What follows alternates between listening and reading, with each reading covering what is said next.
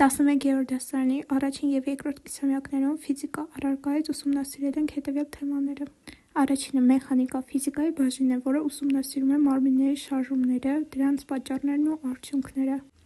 Երկրորդը պարզ մեխանիզմներ, սարքեր են, որոնք հեշտացնում են աշխատանքը, օրինակ՝ լծակ, անիվ, թակարդ, պտուտակ։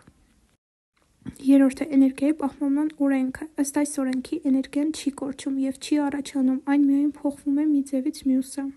Էլեկտրոդինամիկա ֆիզիկայի ճյուղ է, որն ուսումնասիրում է հոսող էլեկտրական հոսանքի ազդեցությունները։ Մագնիսներ մարմիններ են, որոնք ունեն մագնիսական դաշտ և կարող են ձգել երկաթյա նյութեր։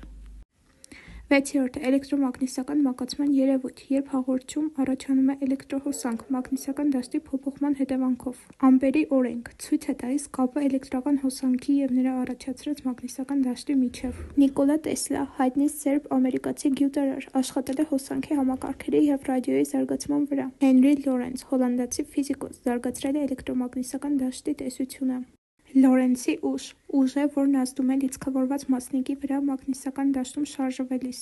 Մագնիսական հոսք ցույց է տալիս մագնիսական դաշտի քանակը, որն անցնում է մակերեսով։ Վիլհելմ Էդուարդ Վեբեր, գերմանացի ֆիզիկոս, աշխատել է էլեկտրոմագնիսության ոլորտում, համագործակցել է Գաուսի հետ։ Ժոզեֆ Հենրի, ամերիկացի գիտնական, հայտնաբերել է ինդուկցիայի և ինքնամակացման երևույթները։ Մագնիսական դաշտի էներգիա մագնիսական դաշտը պարունակում է էներգիա, որը կարող է պահպանվել և փոխանցվել։ Ռեզոնանս, երբ համակարգը արձագանքում է արտաքին ազդակին առավելագույն ուժով իր բնական հաճախականության դեպքում։ Վիլհելմ Ռենգեն, գերմանացի ֆիզիկոս, բացահայտել է X ճառագայթները։ Ռենգեն այդ ճառագայթների անվանումն է, որոնք ներթափանցում են մարմնի մեջ և օգտագործվում են բժշկության մեջ։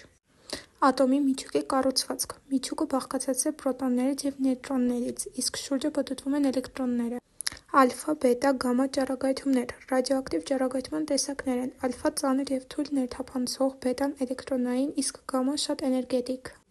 Յուրի Հովհաննիսյան, հայ, խորհրդային և ռուս գիտնական, մասնակցել է նոր քիմիական տարրերի հայտնաբերմանը, օրինակ՝ օգանեսոն։